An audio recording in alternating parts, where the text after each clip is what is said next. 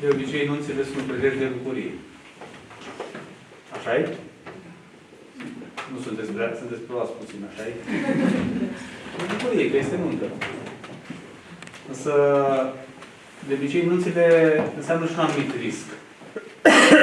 Pentru că întotdeauna când oamenii vin să depună jurământ, că este la primărie, că este la biserică, trebuie să-și asume niște riscuri. Trebuie să se țină de cuvânt. Așa-i? Și trăim într-o lume în care nu întotdeauna noi oamenii reușim să ne ținem de cuvânt. Și asta e adevărat, așa-i? Știți cum se vede din față la nuntă? Când predică cel rânduit, când zice ceva despre partea feminină, că scrie în Biblie că surorile, soțiile trebuie să fie nu știu cum. Soții dau așa cu picior, ce vezi, zice, pentru tine, zice. Să știți că și reversul e valabil. Când zic ceva despre partea masculină, despre băieți, despre bărbați, despre soți, cum trebuie să fie, așa prin sală se vede așa cât un picior, ce vezi, și acum pentru tine vorbește. Stimații mei, este bine că putem încă avea anunți. Este bine că încă ne putem bucura. Într-o lume în care există atâta separare pe diverse criterii. Într-o lume în care există atâta ură și există atâtea distanțe pe care oamenii și le pun între ei. Nunta înseamnă că încă mai putem avea speranță în puterea lui Dumnezeu de a-i face pe oameni buni. În puterea lui Dumnezeu de a-i face pe oameni să stea împreună. În puterea lui Dumnezeu de a-i face pe oameni să locuiască împreună, să se iubească, să se ierte, să se accepte și să meargă mai departe către drumul pe care Dumnezeu l-a deschis la crucea Golgotei pentru fiecare dintre noi. Nu doar drumul prin viața aceasta. Noi nu facem nunți doar pentru viața aceasta, deși așa se spune, nu până când moartea ne va despărți. Dar moartea nu este decât un popas. Pentru că noi creștinii avem în crezul creștin de 1700 de ani spre noi spusă următoarea vorbă. Și iarăși va să vie cu mărire și slavă. Adică noi credem că în calitate de creștini nu avem o viață de trăit doar pe pământul acesta, ci că într-o zi va exista o zi a revederii cu toți cei dragi și împărăția cerurilor pe care Dumnezeu o promite tuturor celor care doresc mântuirea este înaintea noastră. Aș vrea să vă citesc un pasaj în care Pavel cuprinde această investiție a lui Dumnezeu pentru noi oamenii și este un pasaj care vorbește și despre căsătorie, despre familie. În epistola către Efeseni, scrisoarea către creștinii din Efes, Apostolul Pavel scrie în felul următor. Iată de ce, zic, îmi plec genunchii înaintea Tatălui Domnului nostru Iisus Hristos, din care își trage numele orice familie în ceruri și pe pământ. Și îl rog ca, potrivit cu bogăția slavei sale, să vă facă să vă întăriți în putere, prin Duhul lui, în omul din lăuntru, așa încât Hristos să locuiască în inimile voastre prin credință, pentru că, având rădăcina și temelia pusă în dragoste, să puteți pricepe împreună cu toți sfinții care sunt lărgimea, lungimea, adâncimea și înălțimea și să cunoașteți dragostea lui Hristos, care întrece orice cunoștință, ca să ajungeți plini de toată plinătatea lui Dumnezeu. Este un pasaj în care Apostolul spune cum ar trebui să devină oamenii în parteneriat cu Dumnezeu, pentru că oamenii au nevoie de apartenență la Dumnezeu. Zice așa, din care își trage numele orice familie din ceruri și de pe pământ. Nu știm cum sunt familiile în ceruri. Avem așa prin Biblie descris cum trebuie să fie oamenii lui Dumnezeu. Avem în Biblie descrieri despre cum au trăit oamenii în parteneriat cu Dumnezeu. Și ne putem imagina cam cum sunt familiile celor din ceruri. Unde nu există răutate, nu există separare, nu există moarte, nu există nimic din lucrurile rele pe care le avem pe acest pământ. Dar Pavel spune că nu doar familiile din ceruri își trag numele din Dumnezeu, spune că din ceruri și de pe pământ. Și aici este marea provocare de care vă spuneam că întotdeauna orice nuntă o aduce. De obicei oamenii nu se duc doar la primărie. După ce se duc la primărie, se duc la biserică. De ce se duc oamenii la biserică? De ce se duc oamenii la biserică? De ce ați venit astăzi la casa de rugăciune? De ce ați venit voi astăzi doi aici? Pentru ce a binecuvântare? Ați venit pentru ceva anume, da sau nu? Pentru ce ați venit? Pentru binecuvântare. Pentru a alege să meargă de astăzi înainte, nu doar ei doi, pe drumul nou al familiei, ci să-L ia pe Dumnezeu ca partener. Să ceară binecuvântarea și călăuzirea lui Dumnezeu, pentru ca de astăzi înainte, viețile lor să cape pe un nou avânt. Pentru că Biblia spune mai bine doi decât unul. Când cade unul, are pe cine să se sprijinească. Când unul este bolnav, are cine să îl îngrijească. Și Pavel spune, a lansat această provocare. Să știți că pe vremea aceea, în secolul I, creștinii nu duceau mai bine decât astăzi. Aveau multe greutăți pentru că alegeau să fie creștini. Aveau multe neajunsuri pentru că alegeau să fie creștini. Și Pavel spune, dincolo de neajunsurile vieții, dacă reușiți în viața de familie, cu cei apropiați, să vă trageți numele din Dumnezeu, să vă ancorați în Dumnezeu, să vă înrădăcinați în Dumnezeu, ca să puteți pricepe pe Dumnezeu, să puteți pricepe iubirea lui Dumnezeu, să puteți pricepe orice investiție și orice dorință pe care Dumnezeu o are pentru noi oamenii. Și dacă avem vreodată vreun dubiu, vreo îndoială, la ce vrea Dumnezeu pentru noi oamenii, să luați o imagine de pe internet, să puteți pune un tablou acasă, nu e nicio problemă, cu Iisus Hristos pe crucea Golgotei. Acolo avem cea mai bună imagine spre Dumnezeu. Dacă vreodată vreți să știți ce reprezintă Dumnezeu și ce vrea Dumnezeu de la noi oamenii, priviți la crucea Golgotei. Acolo Dumnezeu l-a trimis pe Fiul Său să moară pentru ca noi oamenii să avem o speranță. În viața personală, în viața de familie și în viața socială. Este realitatea a societății în care trăim. Că dacă îl dăm pe Dumnezeu la o parte, și din ce în ce mai mulți oameni nu vor să aibă de-a face cu Dumnezeu, dacă îl dăm pe Dumnezeu la o parte, privim la societate cum arată o societate în care Dumnezeu nu are loc.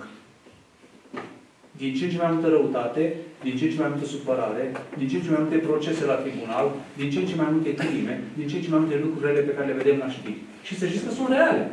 Asta este societatea în care trăim. Pentru că oamenii nu mai vor să-și tragă numele din Dumnezeu. Pentru voi doi astăzi, Dumnezeu zice în felul următor.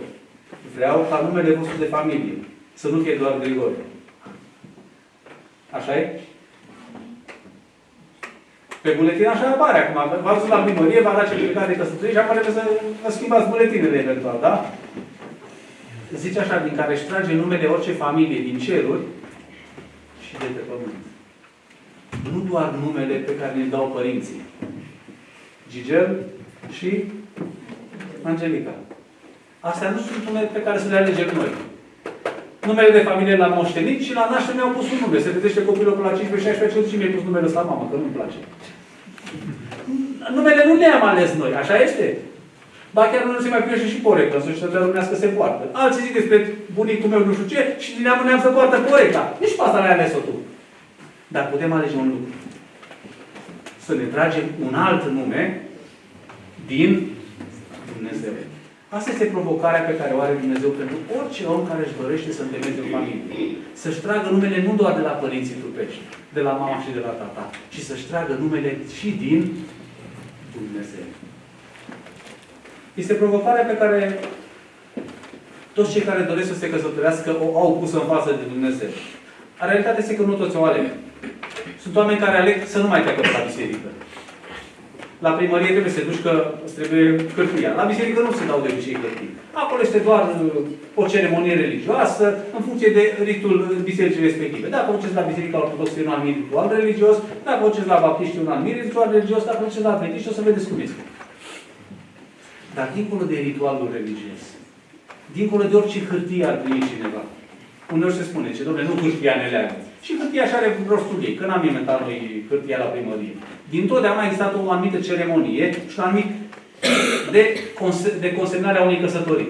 Trăim în societatea modernă în care omul, ca să fie căsătorit, trebuie să treacă pe la primărie să-i se dea un certificat de căsătorie. Dacă vrea să se ducă pe la biserică sau nu, e problema lui. Unii oameni aleg să nu se ducă la biserică, spunând, cu ce mă ajută? Ce contează? Schimbă cu ceva situația? În secolul I, Apostolul Pavel scria primilor creștini, care își doreau să fie creștini, alegeau să fie creștini, riscau chiar și viața ca să fie creștini. Istoria consemnează câți oameni mureau pentru că alegeau să devină creștini. Și Apostolul Pavel spune, este un privilegiu extraordinar să fii creștin, pentru că tu vei căpăta un nume nou. Un nume pe care ți-l tragi din Dumnezeu. Și aceasta este ceea ce aș vrea în după amiaza aceasta să spunem pentru George și pentru Angelica. Trebuie să vă asigurați că vă veți trage numele din Dumnezeu. Asta înseamnă că trebuie să-L aveți pe Dumnezeu drept Tată. Trebuie să-L aveți pe Dumnezeu drept mentor. Trebuie să stați de vorbă cu Dumnezeu. Trebuie să înțelegeți ce vă spune Dumnezeu. Trebuie să-L ascultați pe Dumnezeu. Trebuie să-L urmați pe Dumnezeu. Pentru că întotdeauna trebuie să păstrăm proporția. Părinții noștri pot să ne ajute și pot să ne sătuiască atâta vreme cât trăiesc pe pământul acesta. După ce au încheiat alergarea, au intrat în mormânt, nu ne mai pot ajuta.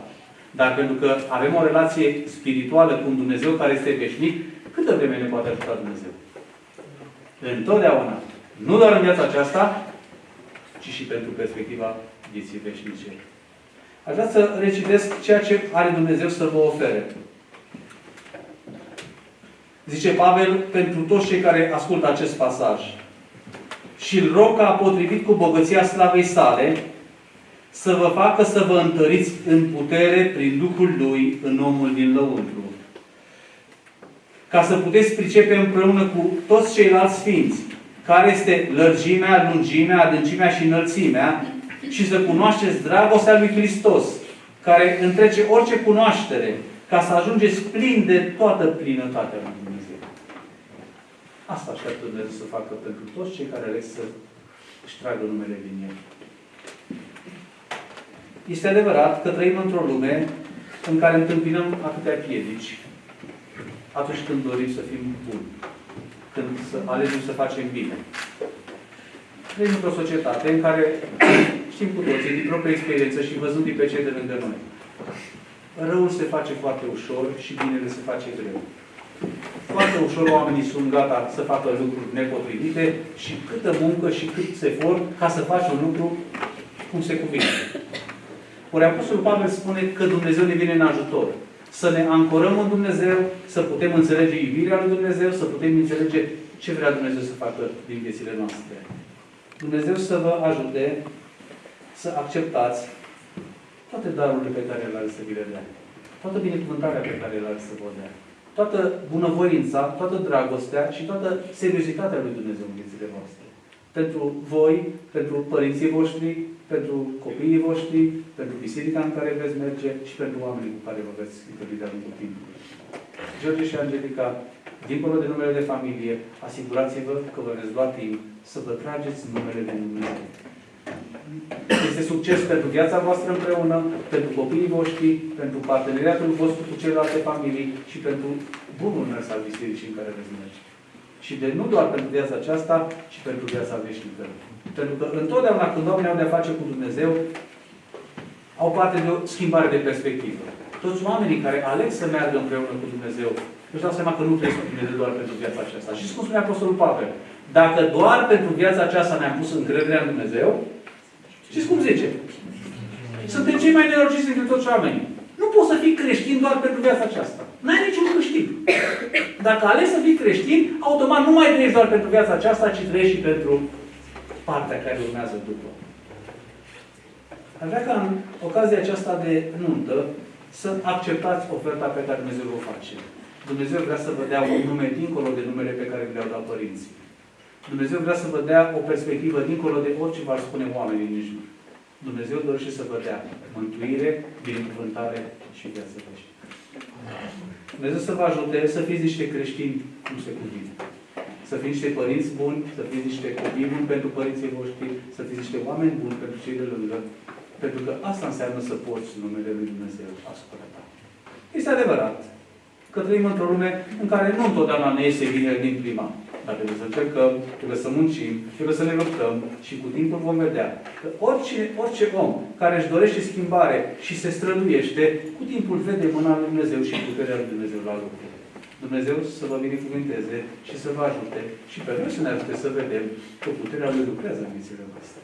Ne bucurăm că ne-ați chemat la nuntă, ne-am bucurat să ne chemați la 25 de ani la nuntă, ne bucurăm să ne chemați la 50 de ani de la nuntă, când ne sărbătorim, nicio problemă. Să vedem că Dumnezeu îi ajută pe toți acei care pornesc la drum alături de El și de-au ca parteneri. Amin. Amin.